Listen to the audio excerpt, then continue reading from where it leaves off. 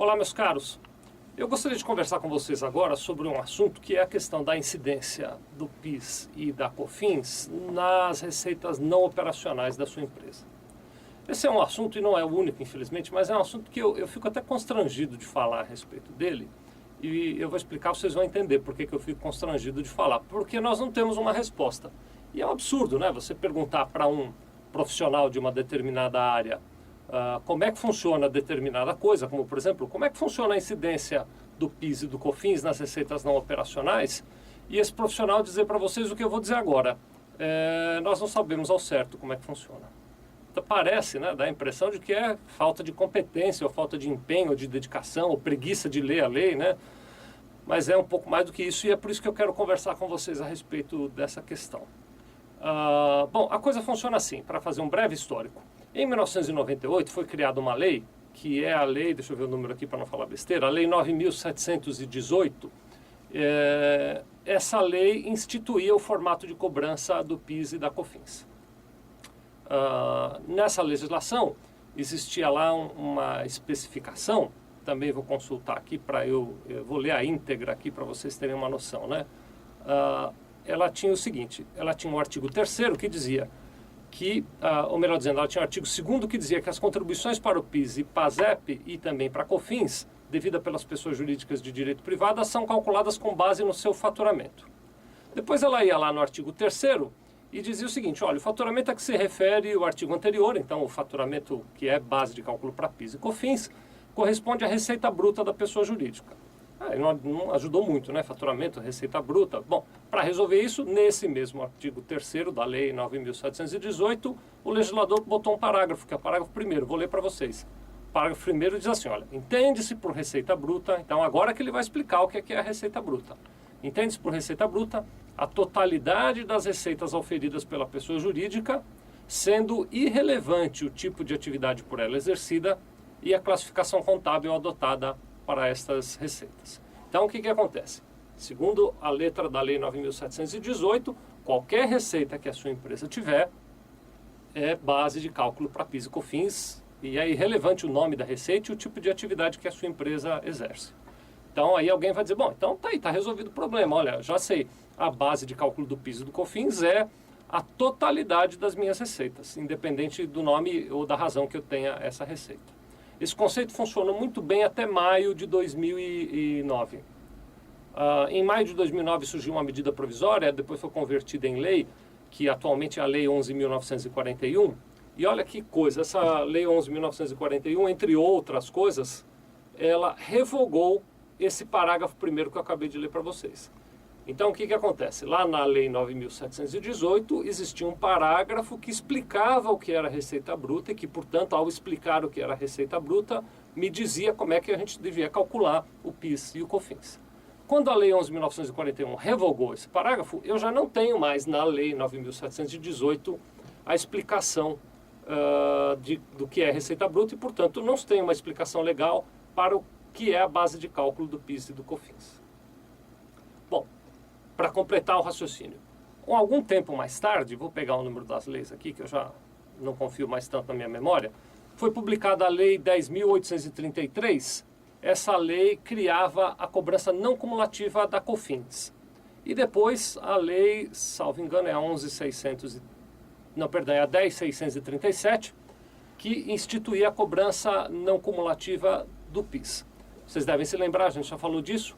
Cobrança não cumulativa de PIS e COFINS é a regra pelo qual as empresas optantes do lucro real pagam PIS e COFINS. Nessas duas leis, na Lei 10.637 e na Lei 10.833, foi repetida a definição de receita bruta, que é parecida com aquela. São todas as receitas que a sua empresa teve. Só que a Lei 10.637 e a Lei 10.833 só se aplicam às empresas optantes do lucro real. Enquanto que a Lei 9.718 continuou cuidando das empresas optantes do lucro presumido. Antes de dar um nó na cabeça de todos nós, vamos tentar consolidar. O que acontece, então? Hoje nós temos uma legislação, na verdade duas, que definem claramente como é a base de cálculo do PIS e do COFINS para as empresas optantes do lucro real, que continua sendo a soma de todas as receitas, independente do nome que ela tenha. Já para o caso das empresas optantes do lucro presumido, a lei não define mais o conceito de receita bruta, porque o parágrafo que fazia essa definição, ele foi excluído da lei. Então, o que acontece? Hoje nós não sabemos o que é receita bruta, não na lei que trata de PIS e COFINS. Muito bem, a partir daí surgem duas interpretações diferentes. A primeira interpretação, não pela ordem de importância, mas preciso falar de uma primeiro, então vou começar por ela, é a interpretação que o Código Tributário Nacional diz, salvo engano no artigo 108, em que ele diz o seguinte, que quando uma lei não é clara, você aplica a analogia, ou seja, você procura em outra lei da mesma natureza um conceito semelhante que você possa repetir aqui. Então, por exemplo, na Lei 10.637 e na Lei 10.833, existe um conceito de receita bruta, que é a receita bruta que compreende todas as receitas da sua empresa.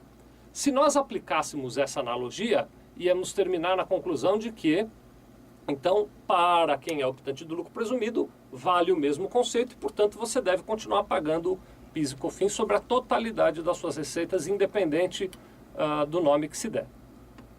Deixa eu pôr um exemplo prático aqui. Vamos imaginar uma empresa qualquer que trabalhe com comércio e serviço. As receitas de comércio e serviço, que são chamadas de faturamento, essas receitas naturalmente são base de cálculo para PIS e COFINS.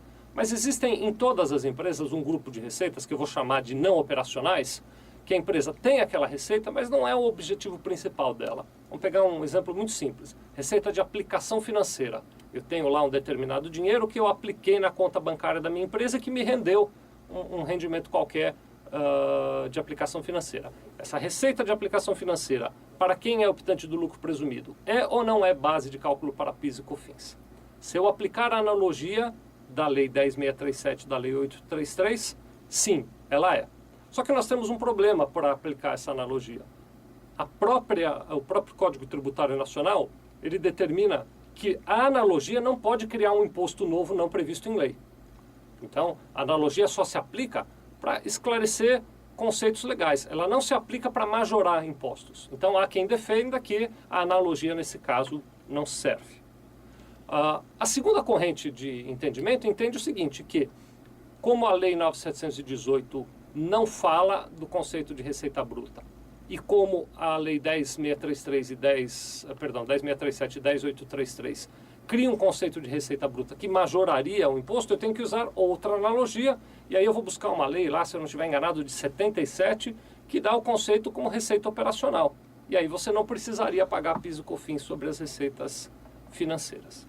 Aí alguém vai pedir, mas qual é a sua opinião? Vou te dizer qual é a minha opinião. Eu não acredito que o legislador iria excluir o parágrafo 1º da Lei 9.718 para não mudar nada. Se nós aplicarmos a analogia pela Lei 10.637 e 10.833, não mudou nada. Ele excluiu aquele parágrafo, mas você tem que continuar pagando imposto sobre todas as suas receitas. Eu não acho que o sujeito ia tirar um artigo ali para absolutamente não mudar nada. Então, a minha opinião pessoal, mas a minha opinião não vale nada, viu, gente? Não adianta ir no tribunal dizer, não, mas sabe lá, o Vicente disse que não vai resolver nada. A minha opinião pessoal é que o governo, ou melhor dizendo, que o legislador, que o Congresso Nacional, queria eliminar a tributação do lucro presumido sobre as demais receitas. Parece que o serviço não ficou bem feito e hoje há essa celeuma.